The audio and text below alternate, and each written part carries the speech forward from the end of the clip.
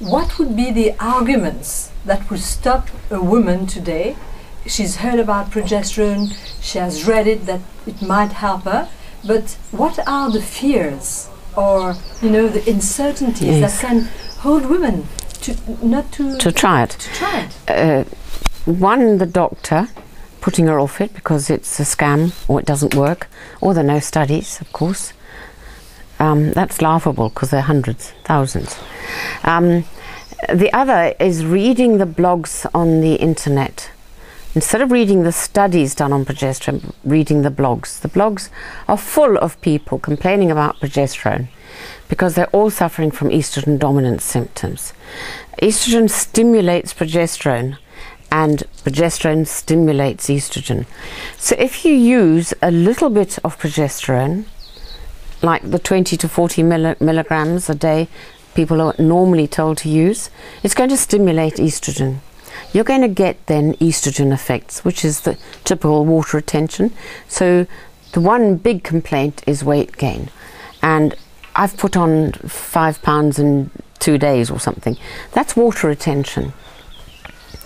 And progesterone cannot cause it.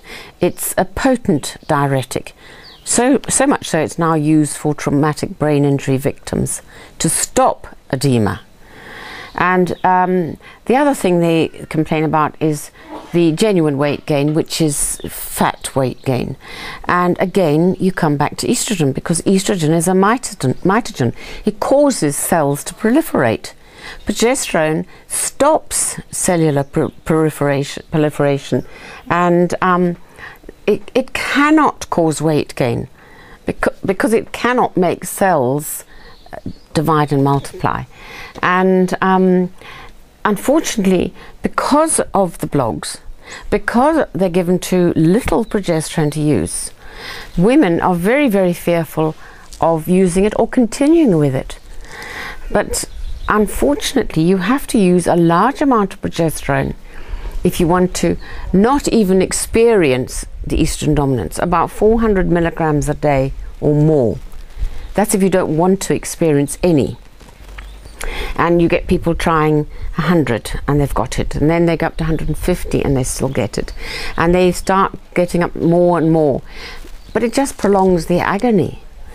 And the symptoms so much depend on how much estrogen you've got and how many other things are affecting you, you know, your food you eat, your stress levels, that plays a huge role. Any number of things.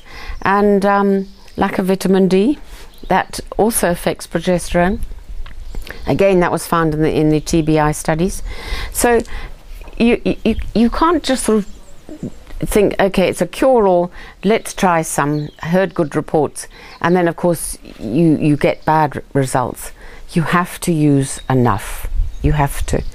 And I've been saying 100 to 200 milligrams a day, but if you have severe problems like asthma, seizures, or heart problems, all of which can be caused by estrogen because it's an excitatory, inflammatory hormone, you're going to need a lot of progesterone, but always to do it in conjunction with your health practitioner, because it's scary if you suddenly have an asthma attack because you haven't used enough progesterone. You have to use a lot. Yeah, there's one girl on the web using 500 now milligrams a day. Prior to that, she was going up slowly, 150, 200, 250, and she was just getting more and more attacks. 500, she's had none.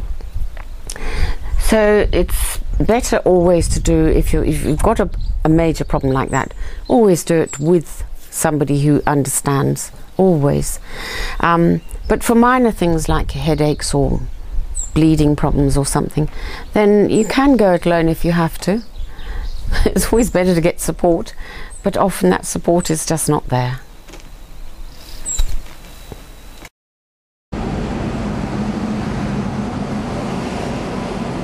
So where do we came from, Ray? Just explain to me. You point the camera to where we came. That's the road right over there, and then it snakes through, and that's the tiny little town just there. Beautiful. Yeah. And also got canola, so then it turns yellow when the flower's out. Is that sunflower? The canola, you know, rapeseed.